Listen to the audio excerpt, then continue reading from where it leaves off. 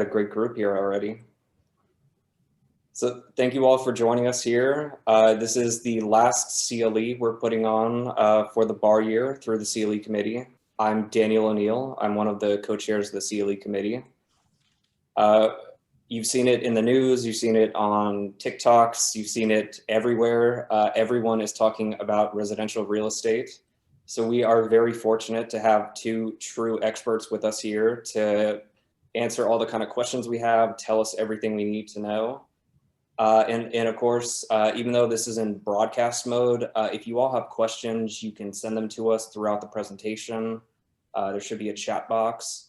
And I do not have the CLE number for this yet, but hopefully we will have that by the end of the presentation if you all will hold on. So we're very fortunate today. We have Brenton Rycroft, who's a shareholder at Andrews Myers. He is double board certified in commercial real estate law and residential real estate law. So I can refer to him as an expert. And we also have Tara McMeans, who comes to us from Compass Realty. So thank you again for joining us to share your expertise. We've been beyond excited about this presentation, so I'll let you all take it away. Sounds good. Thank you, Daniel. Thank you. So just some kind of general background about how we're going to do this presentation. It's obviously about buying and selling real estate. So we're going to break it down into essentially three different topics. The first is giving a general overview about the current market conditions in Houston. Then we're going to go into some general information about buying real estate or buying residential property. And then finally, we're going to talk about selling a house. And like Daniel mentioned a second ago, if y'all do have questions, just please kind of send those in the chat box and we will try to basically take them as they come. Or at the very least, we'll make sure we go back and discuss those issues at the end. And we do have a PowerPoint. It's a little bit all over the place. And I do have some pretty cheesy and corny notes, but take it as you wish. And I'm going to next show just some general contact information. Daniel kind of introduced both of us a second ago, and some extra information about Tara. She's a real estate agent with Compass Realty. She's had roughly 10 years of experience in the real estate industry. She's handled more than $42 million in transactions, which is kind of a crazy number to me. Both Tara and I were both graduates of South Texas College of Law. We were in the same class together. She got her undergrad degree at Texas State University. She's also the mother of two, and she's helped me in purchasing two houses. So she's the one I trust, and that's why I wanted her to come on board and appear today. Thank you, Brett. So like with any presentation, here's the good old lawyer disclaimer. So we're not, obviously, both of us are attorneys. We're not, we're basically just providing this information as a knowledge base, but if you do have specific questions, we're happy to answer them, but there is no attorney-client relationship here. So like we discussed, the general presentation overview so far is we're going to talk about Houston market conditions, buying a home, selling a home, and then we're going to open up the floor to a Q&A. And here are some of the kind of interesting statistics for in 2021. In Houston, especially, the current average home sales price is $370,000, which is a 19% increase from 2020. The median sale price is now $290,000. It used to be $260,000, so we're looking at a 16% increase, pretty significant. Average days on the market's gone from 65 days down to 45 days, and there's been a 24% increase just in the month of March alone. And I'm sure, Tara, are there any other kind of conditions going on in Houston that you think have something to do with this? Yeah, absolutely. So as Brett said, we are experiencing a huge shortage in inventory here in the Houston market and the suburbia market as well. So it's not just Houston, it's Katy, it's the Woodlands, it's South Houston, it's really across the board. Regarding why that is, there's a couple of different opinions on that. Of course, COVID has shook things up. And I believe that a lot of sellers have held off putting their houses on the market because up until recently, it's been pretty scary for a lot of people to have, the thought of having people come through their homes with this pandemic. So I think that's a big part of it, and also there's a huge demand as well because people are moving to the Houston area for job opportunities. So there's a lot of different market conditions adding to the shortage that we have. All I know is that houses are flying off the market. So that's great if you're a seller, but it's not so great if you're a buyer because it's extremely competitive. So, and we'll talk more about that as we get along in the presentation. So to kind of jump into the first topic we're going to talk about, it's all about buying a house. And the general timeline that we're going to discuss so far is mortgage pre-approval, choosing a real estate agent, consultation and house hunting, making an offer, the contract itself, inspection, negotiation, loan application and appraisal, final walkthrough, and closing. So for each one of these topics, I'm going to kind of go through and ask some questions to Tara that are kind of directly on point, and she'll be able to shed her opinion on these different issues and kind of just some general strategies about what can help you whenever you are truly buying a house. So jumping into it, actually, before I get ahead of myself, just so we kind of know what's lying ahead, in terms of selling a house, we're going to shorten a little bit. We're going to talk about using a real estate agent versus for sale by owner. Then we're going to talk about setting the stage, marketing the property, once again, touching on some seller aspects of the contract, and then finally closing the transaction. So getting into mortgage pre-approval, this is only kind of important whenever you're not paying cash, right? That's right. So how do you advise your clients typically whenever you're finding a lender? So I have a couple of really great lenders that I've worked with in the Houston market over the past 10 years. So first of all, what I do is let my client know, hey, you can use whoever you want for your loan. It does not make a difference to me. I don't, have these deals with people, where I try to send them whatever it may be. I want my client to know that they have the right to use whoever they choose. And also that you don't have to go with the lender who provided you with the pre-approval letter.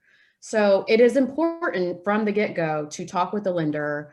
That way the buyer can determine what their budget is for a home, what interest rate they should be considering or looking forward to receiving for that. And just know what to expect, because a big piece of it obviously is the loan piece, and you don't want any surprises down the road once they've already found the house of their dreams and you get under contract and then, come to find out there are, things that they didn't know about or whatever it may be. So it's extremely important to get that process started as soon as possible. I tell people before we even go look at houses, you should talk to a lender. That way, again, we know what price to look at. And, again, like I said, the buyer does not have to use the lender who provides them with a pre-approval letter. And in fact, many times, once we have the pre-approval letter, we find the house that they want to buy and we go under contract, many times the buyer spends those first couple of days. You want to act on it quickly because you don't want a lot of time to go by, but they'll spend those first, 2 or 3 days calling different lenders, shopping rates, and then finding ultimately the person that they want to do their loan. So it's a huge piece of the process. It's extremely important to get it going as soon as possible.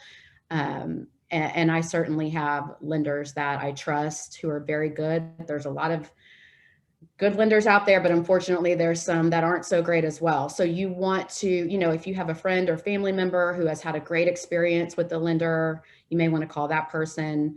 But of course, having a buyer's agent on your side as well, who has those resources, is extremely important also.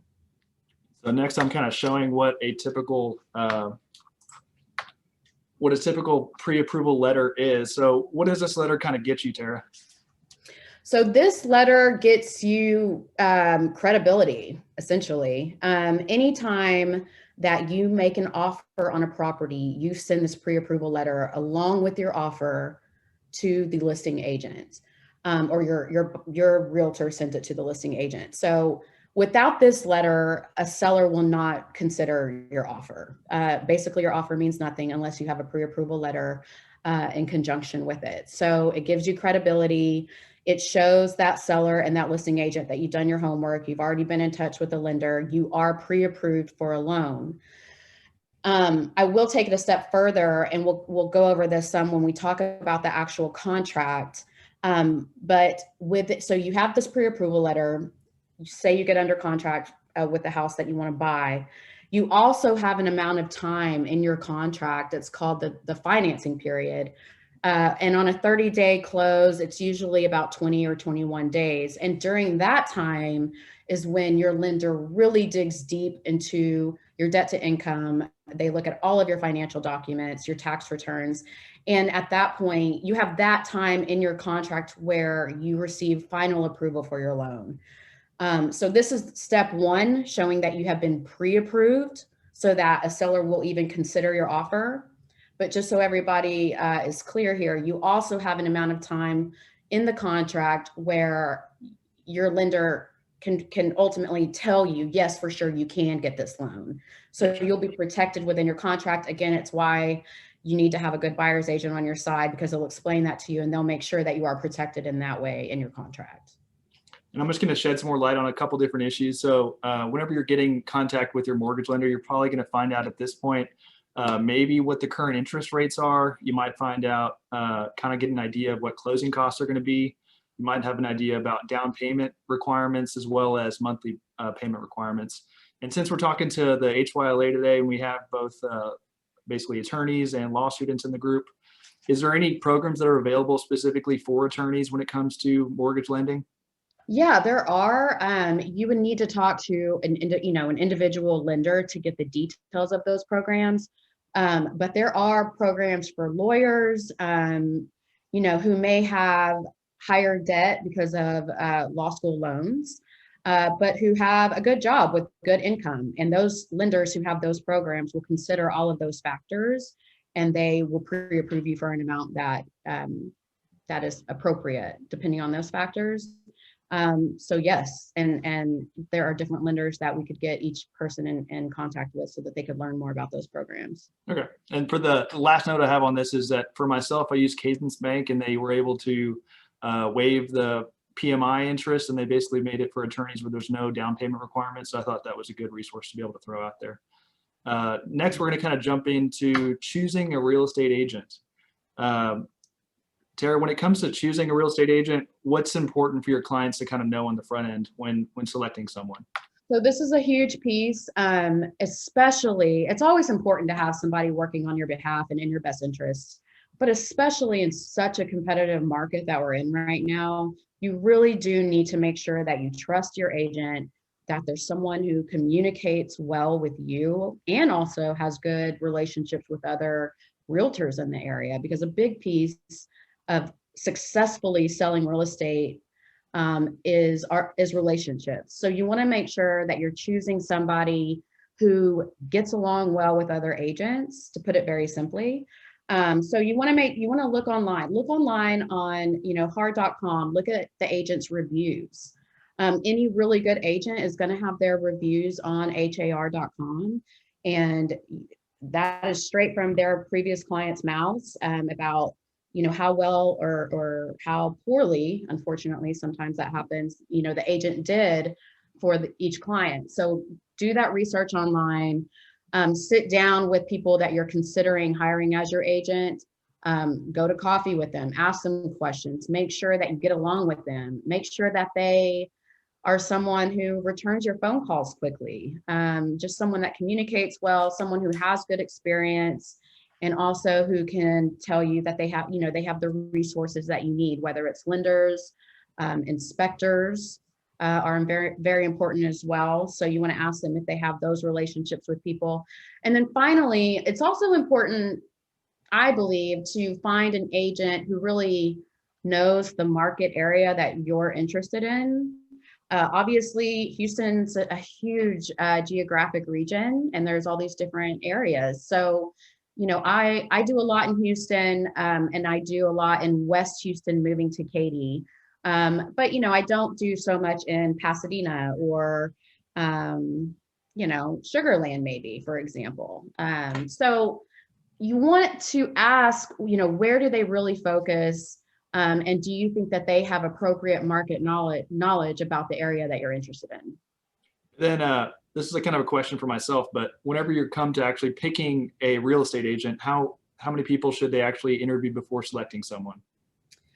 I don't think there's a set number. I mean, maybe 2 or 3, just as a rule of thumb, but people trust your gut instinct. If you meet with somebody and you immediately feel comfortable with them and they're the only person you met with, and you do a little research and you know that they are successful agents and they do well for their clients, I mean, that's fine just to go with that person.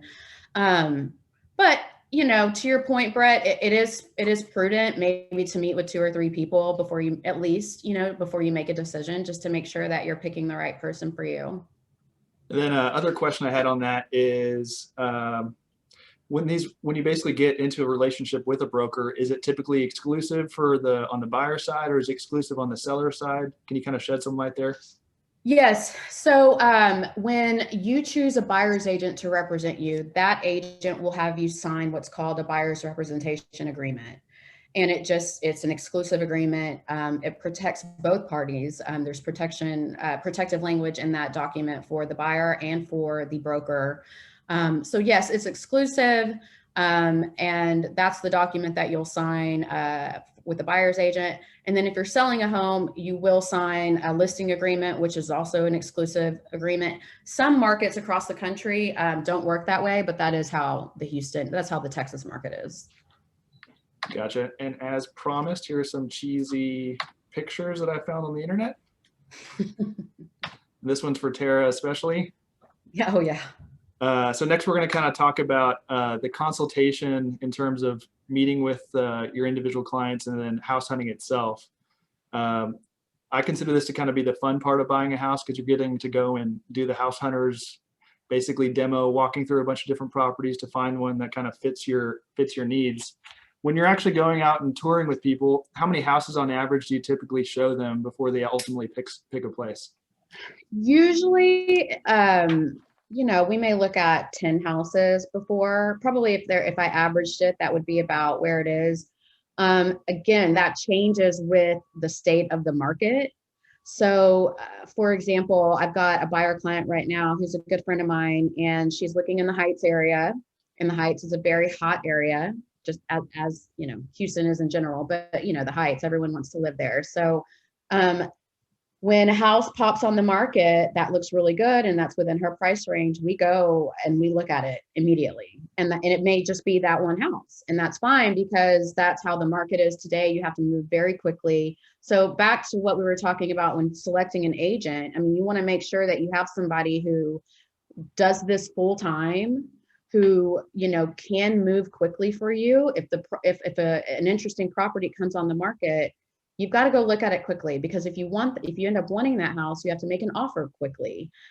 So everything has to be quick, and you need to find someone who can do that for you. So maybe in a normal market where it's a little more leveled out, you look at more, maybe an average of 10 houses. But in this market right now, it can just be one each time it comes on the market. Got it. And when people are actually using a real estate agent, what kind of tools do they have available? I guess, what kind of tools do you have available to kind of help them basically find a property a little bit faster?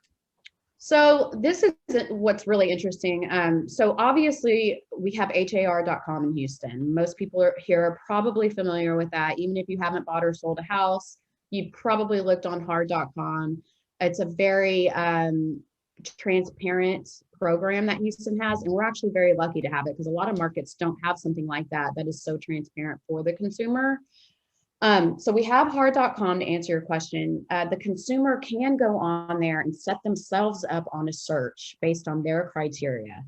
So each person can go on there and do that themselves. Of course, an agent can do the same thing for them, and go in and we can set people up on different searches. If somebody is looking for, say they're looking for a house with a pool in a certain area in the Heights, maybe. So I can go on there and set up a search for Heights with a pool, under $500,000 or something along those lines. Well, if you're also interested maybe in, Garden Oaks specifically, and it doesn't have to have a pool, well, then I can set up a separate search just for that. And then you'll get email alerts based on the new listings that come on the market, and I will get those email alerts as well. So it really is a partnership, in my opinion, between the buyer and the buyer's agent to monitor those alerts, so that, again, in this hot market, we check our email and we see that alert and we go make an appointment to see that property as soon as possible. However, there are some really cool tools that Compass, my brokerage that I work for, offers. So one thing that we can do that is separate from a lot of the other agents in the market is we have a coming soon program, which most of you have probably heard of. Coming soon. You see the signs out in the yard. It says coming soon. It's not that special. It just means that house is about to come on the market. But this is an actual part of our website on compass.com where you can search for houses that are coming soon that Compass agents have entered into our website. Again, with this super hot market that we're experiencing, this is extremely valuable. So if a Compass agent has a listing coming on the market in 2 weeks, maybe in the Heights, I'm just using the Heights as an example, you know, whoever sees that information has a leg up because you know that there's this new listing that will be hitting the market, and you can have, if your agent, whoever that may be, looks on the Compass website, they can see that and they can contact the listing agent. But furthermore, if you have a Compass agent representing you, then of course we have relationships with those agents who have put that information on the website. Again, it's all back to relationships. You've got to pick somebody who is in the know. So that Compass Coming Soon program is really valuable in this market. I would encourage anyone to take a look at that on the compass.com website. So there's a lot of resources that we have. Brett, back to your original question. And the main one is knowledge, you know, just having access to as much information as possible. So the other thing I wanted to touch on is, are there any kind of do's and don'ts for whenever you're actually touring a house that you want to keep people kind of aware of? Definitely. Yeah. So I always tell my buyers that when we're inside a home, even if the house is vacant and there's obviously nobody living there. And you can throw me under the bus here if you want to. I will. So I've had the pleasure of helping Brett buy and sell a couple of properties. He's a great friend of mine, but he's also turned into a client. So I helped him sell a condo that he owned a few years ago. And so obviously he was the seller, I was the listing agent, and he had cameras. You had cameras in your condo, right? So he could hear what all these buyers were saying as they were touring his condo. And he would text me or call me and he would say, hey, I think this person's going to make an offer. He had, you know, this information before anyone else. It was hilarious. So I will say that now things have changed a little bit. So if a seller does have recording devices in their home, they are supposed to disclose that. As with anything else, I don't know if all of them do disclose that. So the point of the story is that when you're walking through somebody else's home, you don't want to say anything that would hurt your negotiation power. So if it's the best house in the world and you know for sure you're going to buy it, you don't want to talk about that while you're in the property. That may sound obvious, but sometimes, you know, we get excited about things, or, you know, and we just say things without thinking. So make sure you don't say anything. I wouldn't talk about, you know, if it's you and your agent, I wouldn't say, oh, you know, what price should we offer for that? I wouldn't talk about any of those things while you're in a property. And then do's and don'ts. So for me, that's one of the most important ones. Just don't say anything that you wouldn't want the seller to know about your position while you're in the property. I mean, just as far as any others, I mean, obviously you want to be very respectful of somebody's home while you're in it, you know, take off shoes, things like that. But that's all, you know, basic stuff. And I know I've made my own mistake. I think touring a house with you where my wife and I stood outside on the front doorstep in front of a Ring doorbell, and I was talking about the exact offer I was going to make. And I know that got used against me because it got rejected down the road. So keep those recordings in mind, especially with those Ring doorbells. Yeah. So we're going to jump into kind of making an offer itself. What's the typical process for making an offer? Okay, so making an offer, again, so we've talked about that pre-approval letter, so you've got to have that in hand. I will say to that point though, say a house is listed for $400,000 and say you're approved for $450,000, and that's what's on your first pre-approval letter that you have in hand. Have your agent call your lender and say, hey, we want a pre-approval letter that says $400,000 if that's the offer you're making. You don't want to give, typically speaking, you don't want to give the seller knowledge that you can't afford more. So I would customize each pre-approval letter based on the amount that you are offering for that property. And again, that depends on the market you're in. So in some situations, it may be good to show, in a hot market that you can't afford more. So again, it's time specific, but generally speaking, that's what you do. So you've got your pre-approval letter.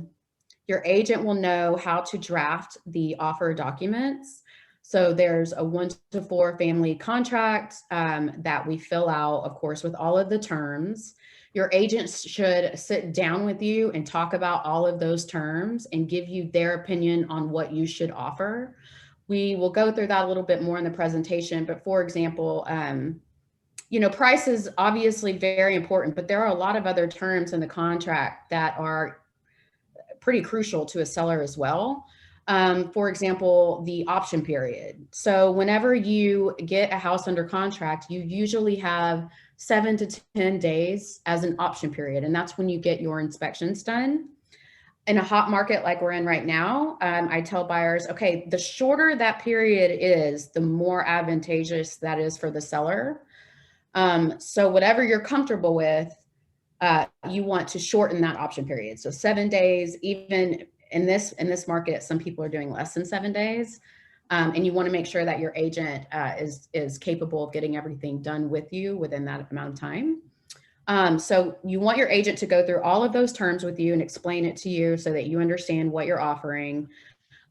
Your agent will complete those documents, you sign them, and then we email the offer over to the listing agent along with your pre-approval letter.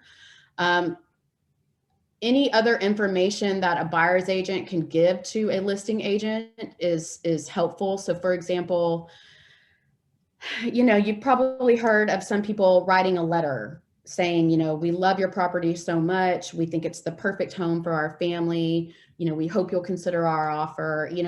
It's termed kind of a love letter, which may sound cheesy. But again, in this market, if you think that it may be a seller who might lend well to that or appreciate that information, sometimes I can help you. So, but to answer the original question, you just fill out the offer documents, make sure the buyer understands what they're offering, and we shoot that over and say, here's our offer. We hope you'll consider it. Please let us know.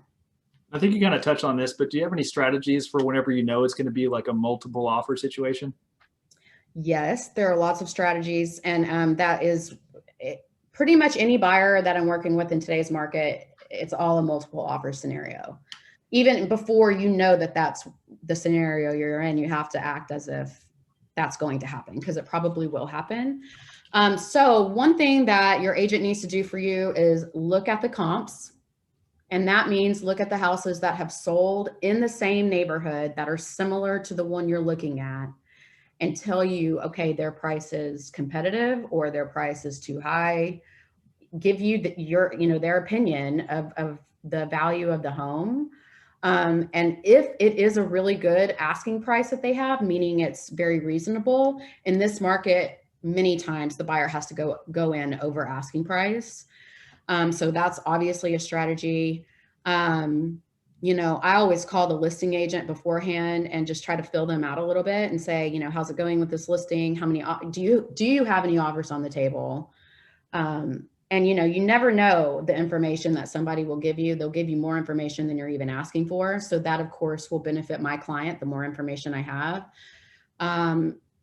And really just making sure that all of the terms in our offer are extremely strong.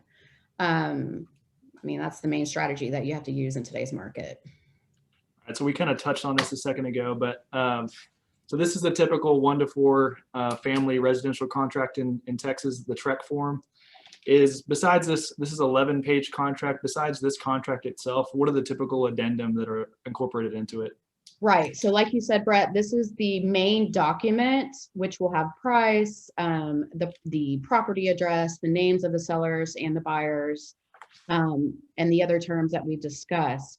The other addenda that will be in conjunction with this are what's called the third-party financing addendum if someone is getting a loan. And that has the information in it about how much your loan will be, and whether or not the contract is contingent upon you receiving that financing.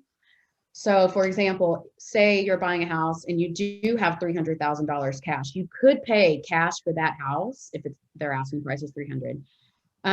But you'd prefer to get a loan.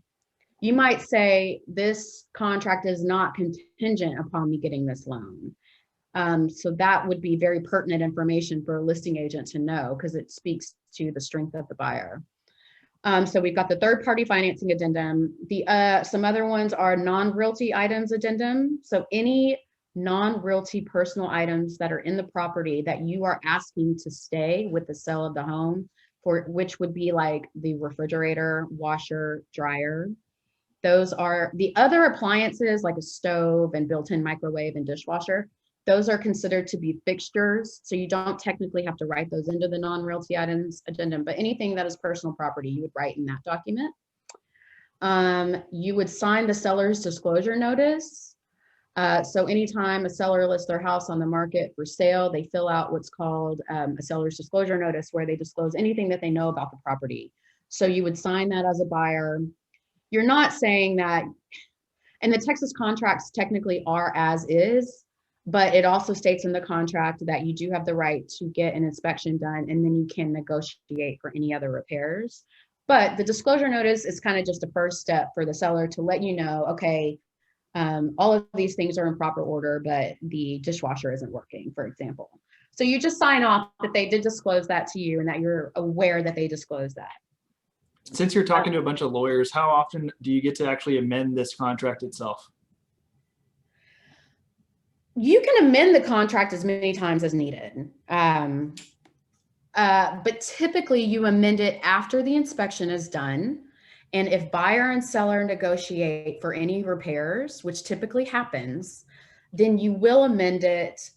So say the seller has agreed to give you $1,000 instead of them making any physical repairs, you would amend the contract with an amendment showing that the seller is contributing $1,000 to you at closing.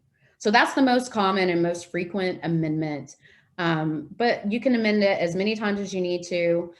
Sometimes we see that if, like say a young person is buying the house and maybe they want to add a family member as an owner, or their parents are going to decide later their parents are going to help them financially purchase that home. You would add your parents as parties to the contract through an amendment. Gotcha. If you need to extend the closing date for a couple of days or by a week or so, you would amend the closing date within the contract. But to answer your question, you can amend it as many times as you need to.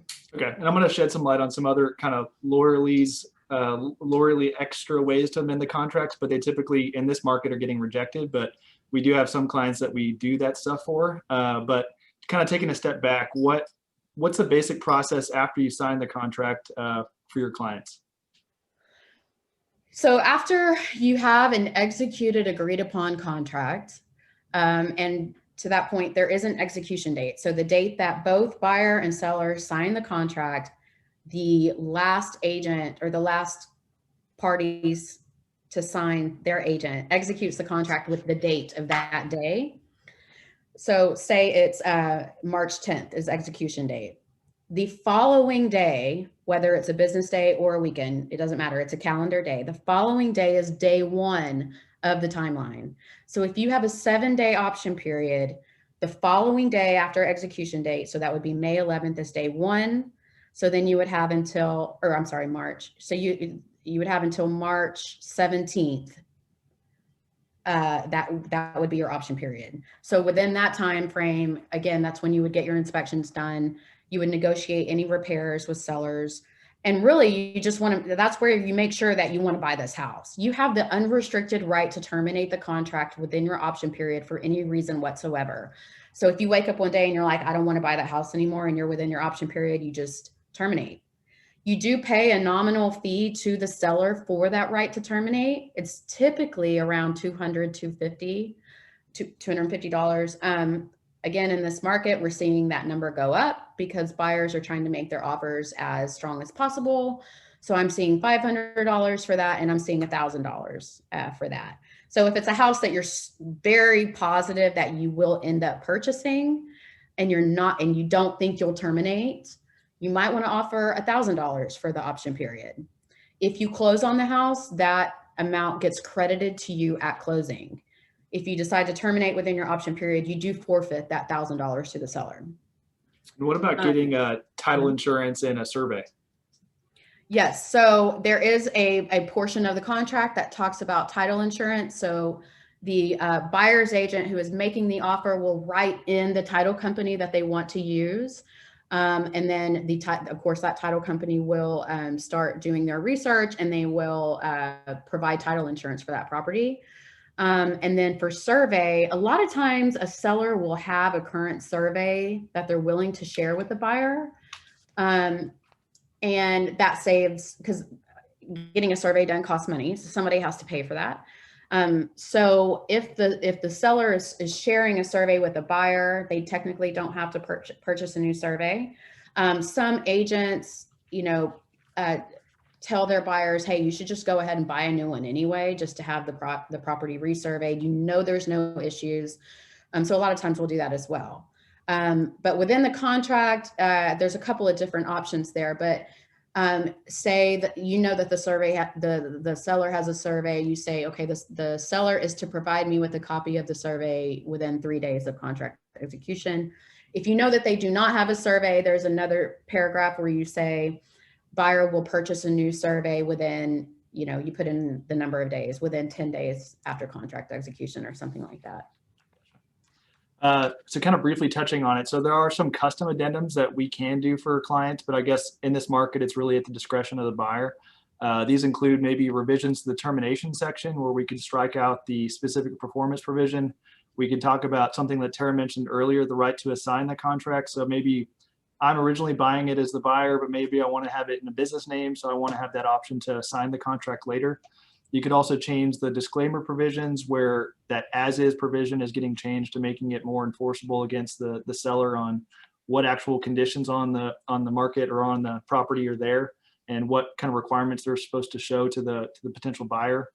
You can also talk about a bill of sale for stuff that's left behind, deal with specific lease issues, tax considerations, homesteads, and a little bit more clarifications on timing and holidays. So that's the typical stuff that on occasion maybe real estate agents will consult with a lawyer about, but it doesn't happen that often. And especially in this market, it gets pretty tough to do it and get someone to approve it.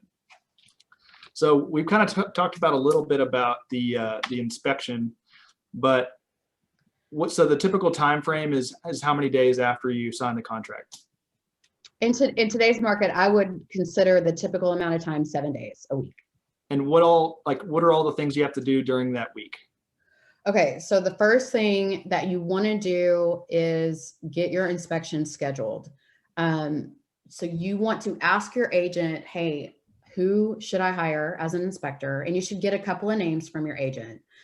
And then you would want to call those companies and ask them for the price. What are they charging you for the inspection? They're not cheap. It does depend on the size of the house. The bigger the house, typically the more expensive the inspection will cost you. Also, age of house will affect that number as well. If the house has a pool, you want to get the pool inspected by a pool company. If, for example, the house seems to have foundation issues, you may want to get an engineer inspection company to do the inspection. A lot of like the old bungalows and the heights and houses like that are really old but very desirable.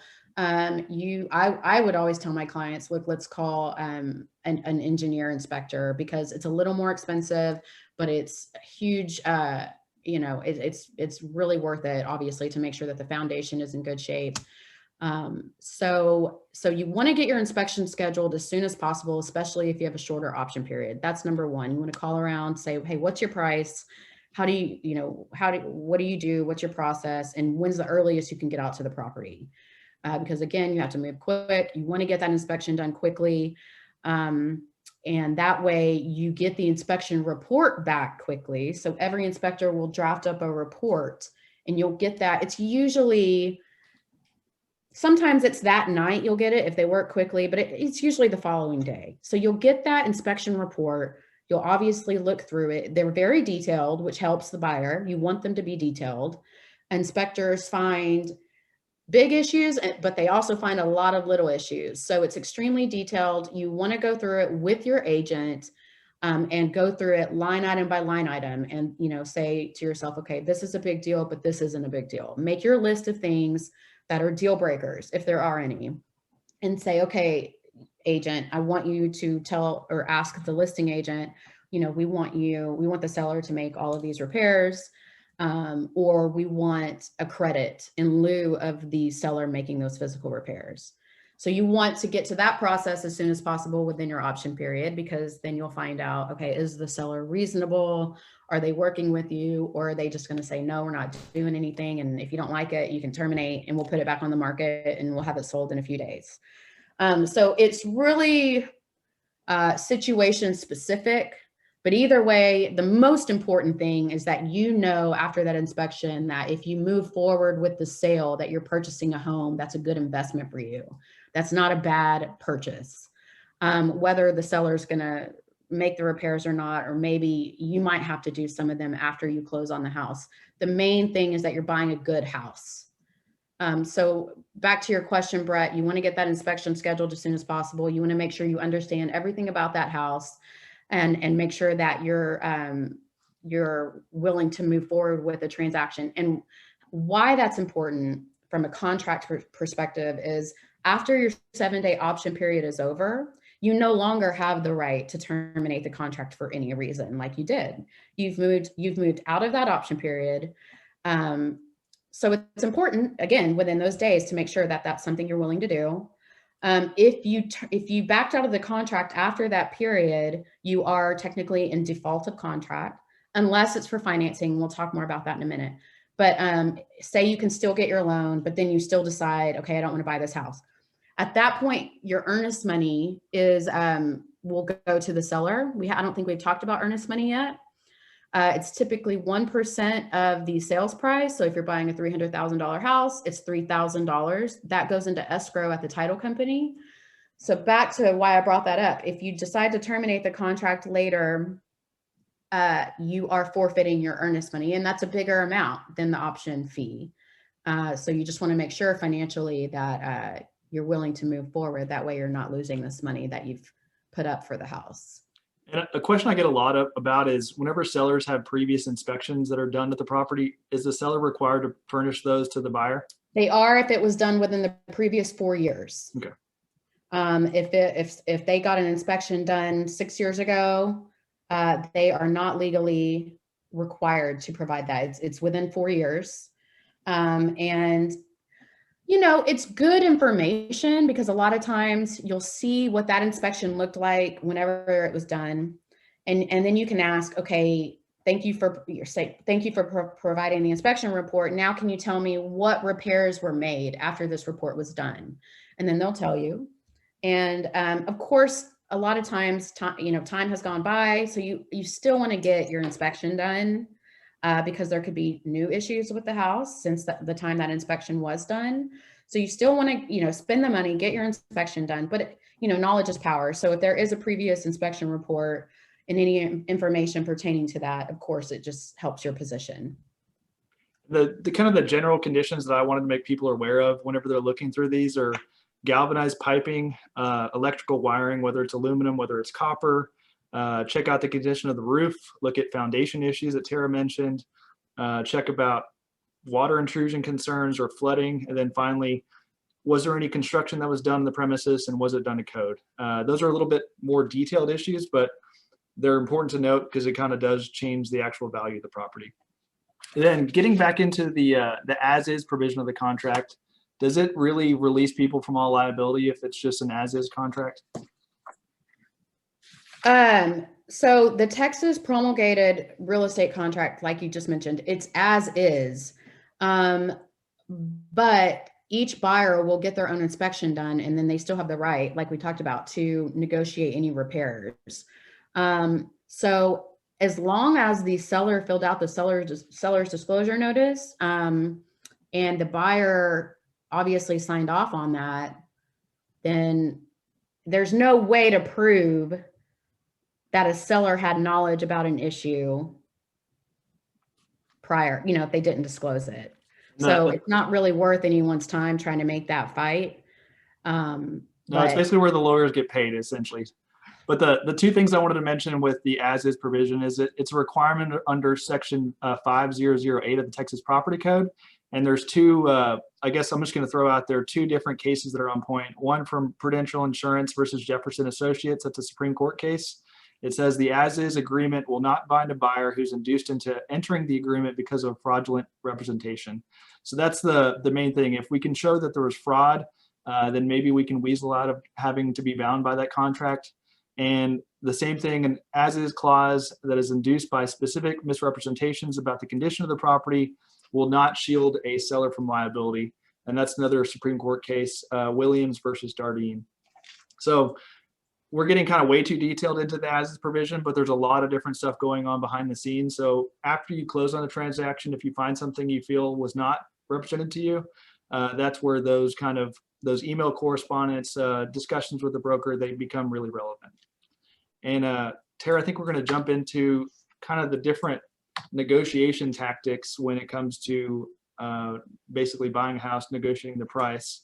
So what's the best way to kind of negotiate back and forth with the seller? so I'm going to talk in terms of how the market is typically. So we've all beat it to death. We know that we're in a super hot market. So a lot of times, if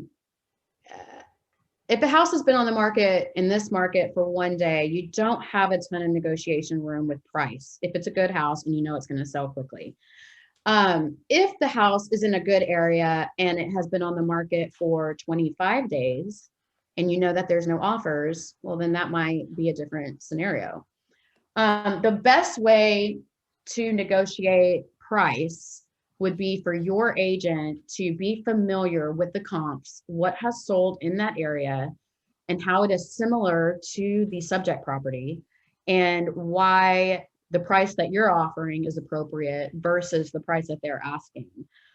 So data is the best way to negotiate price. So you want an agent who's going to do their homework, who's going to share that information with you so that you know the data as well. And then when we send our offer to the listing agent, we send it just in an email. It's not like some portal that we upload all these documents in. It's just an email. So what I do for my buyers is obviously I attach all the offer documents in my email, but then I give color to our offer. I say, and you want to be super, nice to the listing agent. You don't want to offend them, but you also want to represent your buyer so that we can get the buyer the best price possible, while also building a good relationship with the listing agent. But I give color to my offer by saying, look, this house is great. We love, these qualities about it. However, based on the house that sold at 123 Pecan Street, right around the corner last December, that dollar per square foot for that house was $150 per square foot, and it had these characteristics.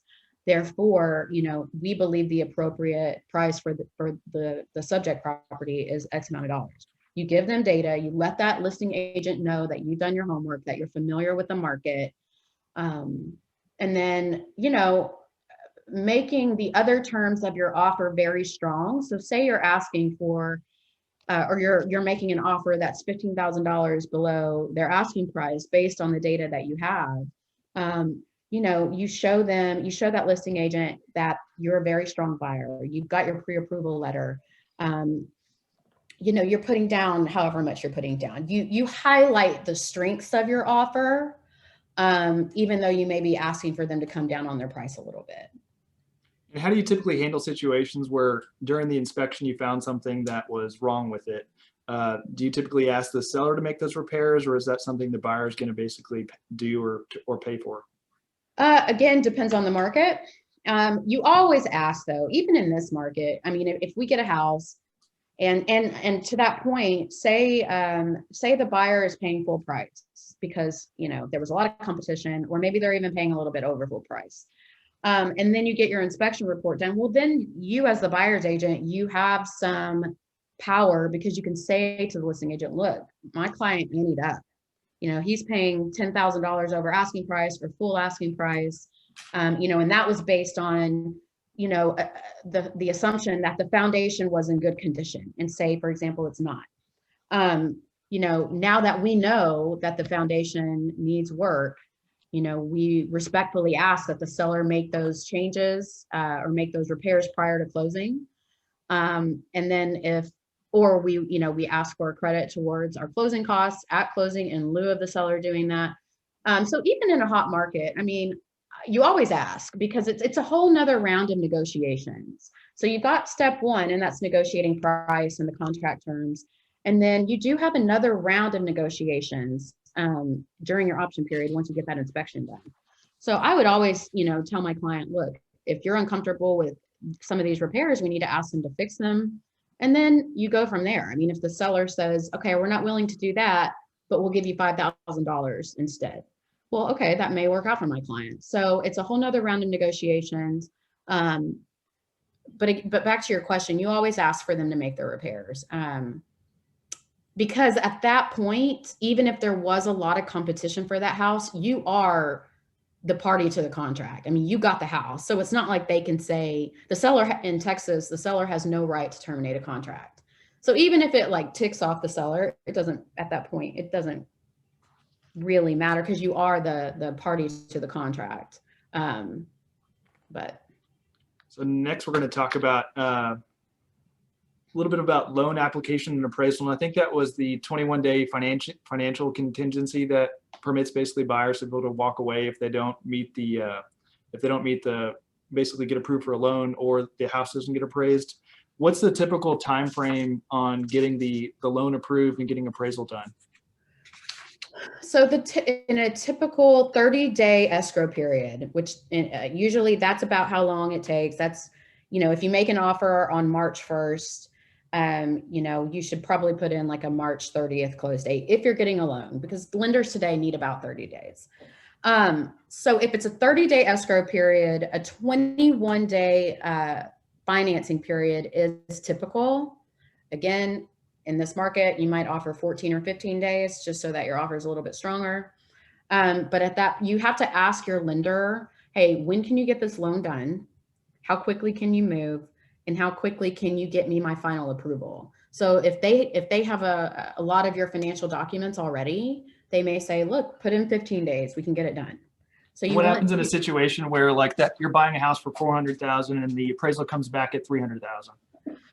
Okay, so there's a couple of different ways to handle that situation. So we now have a document that is that talks about the appraisal, and it's the buyer's additional right to terminate based on appraisal.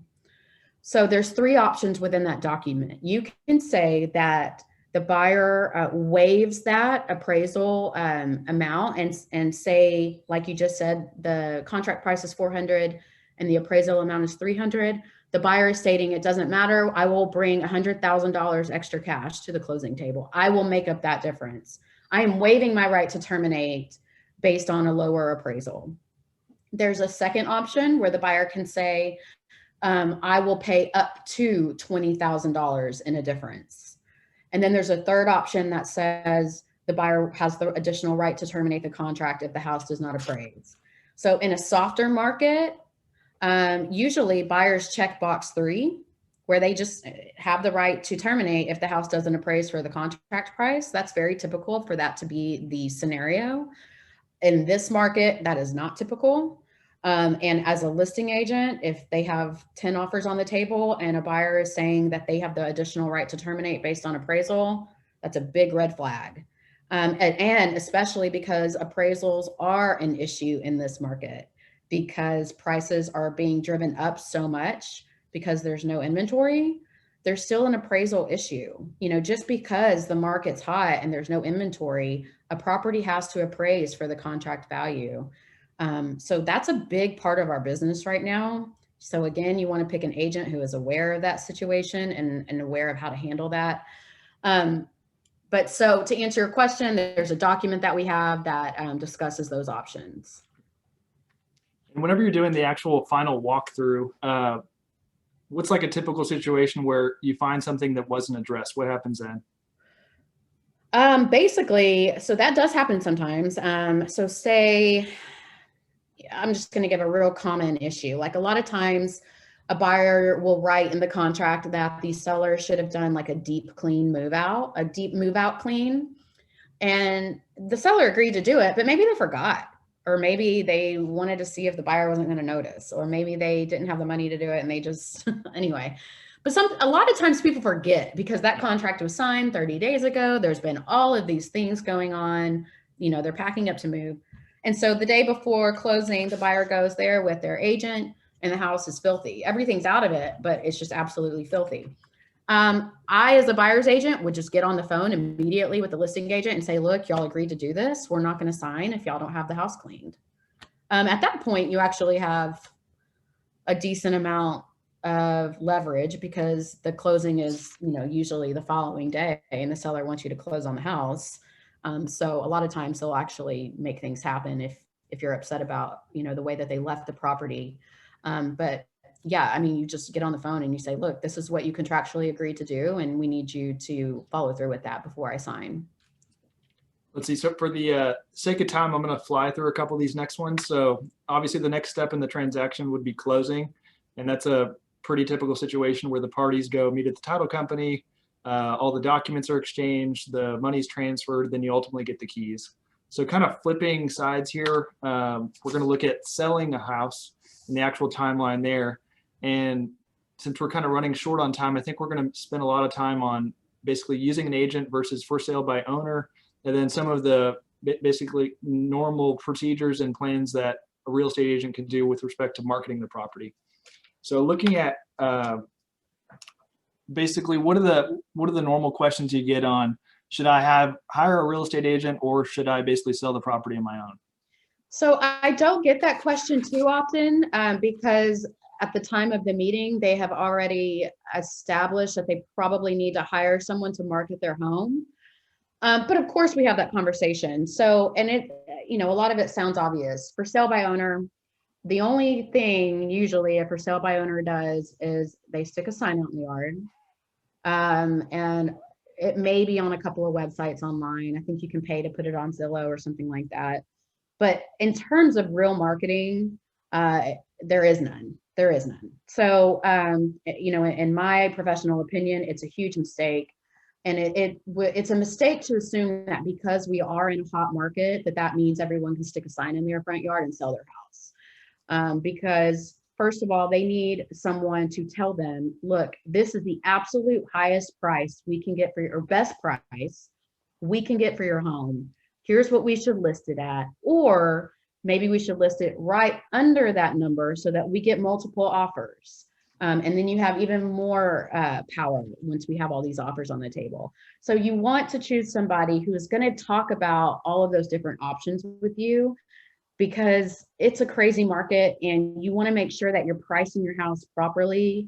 You want to make sure that while you're capitalizing on a hot market, you're not making the mistake of completely overpricing your property and scaring away buyers.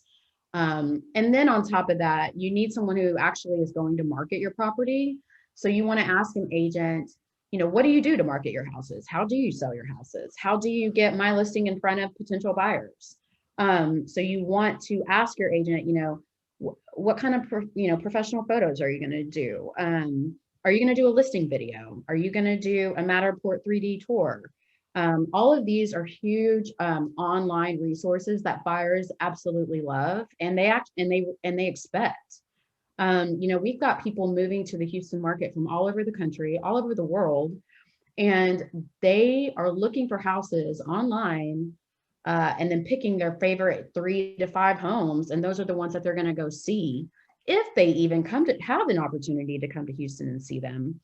Some people, a lot of people are buying houses sight unseen. And you can imagine that is where the online presence and the professional marketing is absolutely crucial so that you get top dollar for your house. And a for sale by owner person just isn't, they're just missing out on huge opportunity. And ultimately they're going to miss out on dollars. The one thing I wanted to add there is the question that I get all the time is, as an attorney or as a Texas lawyer, can you basically sell your own house?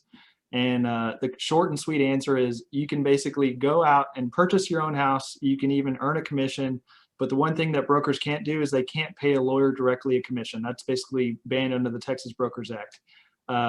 Another thing a lawyer can't do is they can represent other parties and they can earn a commission, but they can't get paid the commission directly from the other broker, which is kind of, it's one of those things that's kind of written out in the statute to be able to protect real estate brokers.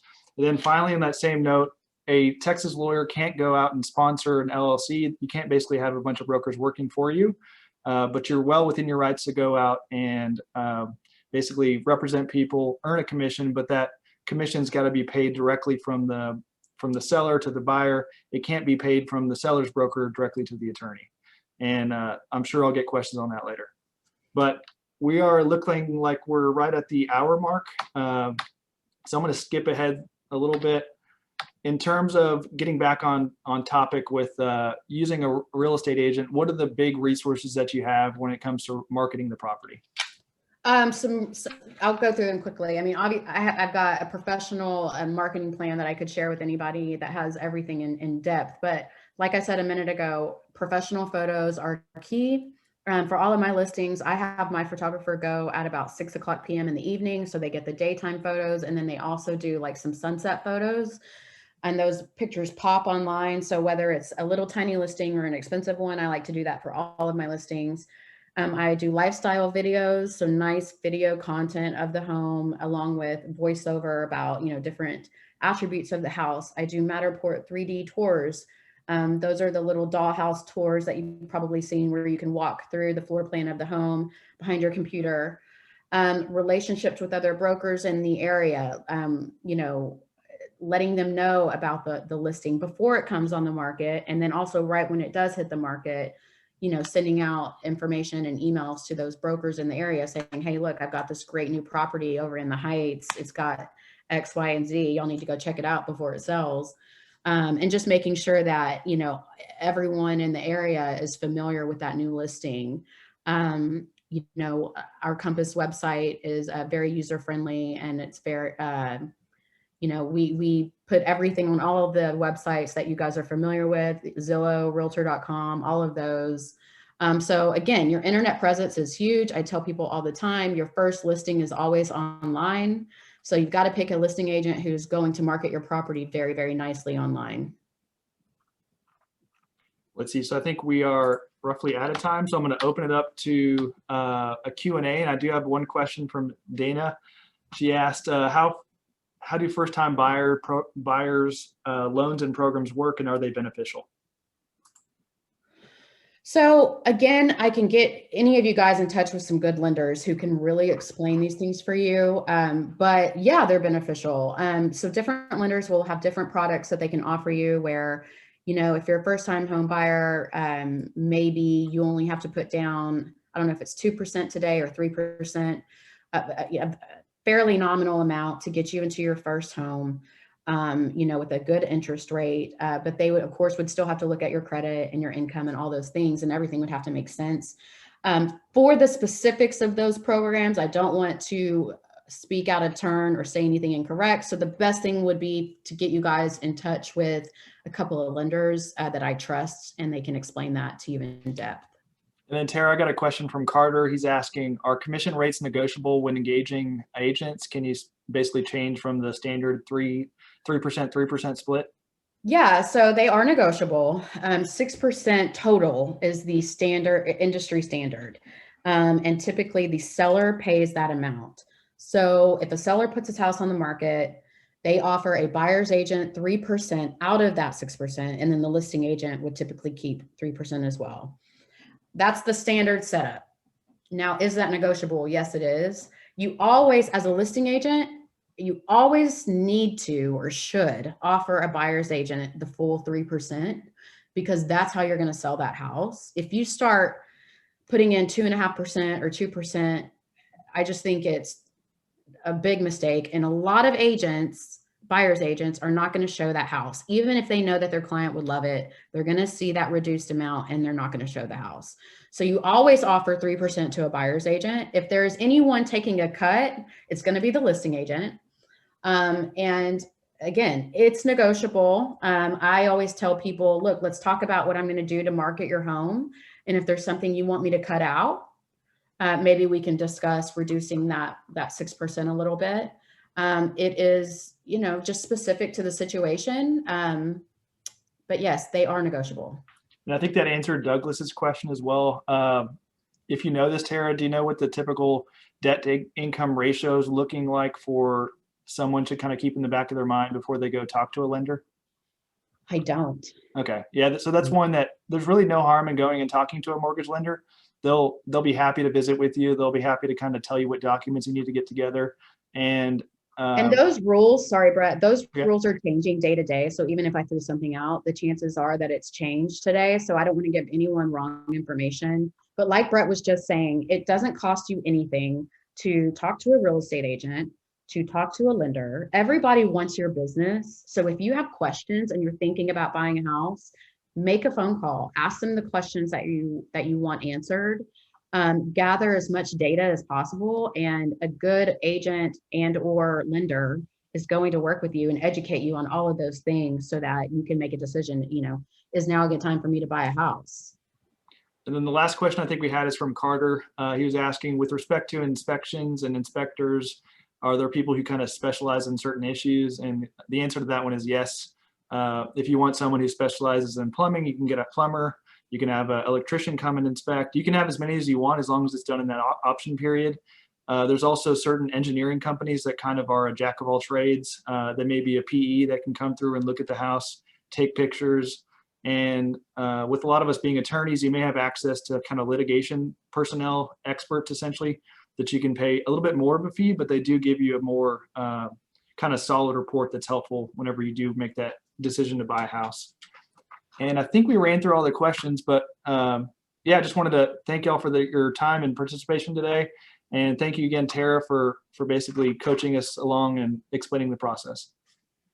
You're welcome. Thank you, Brett. And guys, if anyone, you know, wants my contact information or has any questions, you can email me anytime, tara.mcmeans@compass.com. I'll be glad to sit down and just answer any questions you have. I'm going to leave up your contact information again if I can. And I'll probably turn it back over to Lucy if there's anything else that needs to be done.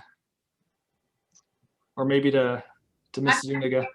Yeah, I'm here, Brett. I think Okay. we're all set. Lucy put the CLE number in the chat, and I'll just read it out for anyone who missed that. It's 174116763. And again, it's also in the chat. Thank you, Brett. And thank you so much, Tara. We really appreciate it. We had a lot of interest in this program. And if it's okay with the two of you, we also plan on making it available on HYLA's YouTube channel.